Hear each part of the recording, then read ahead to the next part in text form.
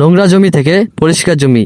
তো চলো আজকে এটা কমপ্লিট করে দেখাবো। তো আগের ভিডিওতে যে ঘাস পরিষ্কার করার কাজটা শুরু করেছিলাম সেটা সেদিন পুরোটা করা শেষ হয়নি, সেদিন অর্ধেক কাজ বাকি ছিল, তাই আজকে আবার চলে আসলাম বাকি কাজটুকু শেষ করার জন্য। তো আগের ভিডিওতে দেখেছিলে যে এই পর্যন্ত কাজ করে রেখে গিয়েছিলাম, তো আজকে আবার এখান থেকে শুরু করছি।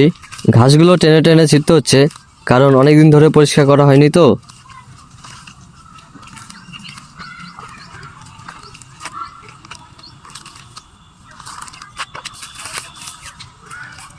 তো কিছুক্ষণ কাজ করার পর এখন একটু পার্থক্য দেখা যাচ্ছে। দেখো, দুদিনের কাজে একটু পরিষ্কার তো হয়েছে, তাই না? তো গাইস, আস্তে আস্তে পুরো জমিটা পরিষ্কার করে ফেললাম। এবার এই ঘাসগুলো সাইডে ফেলতে হবে।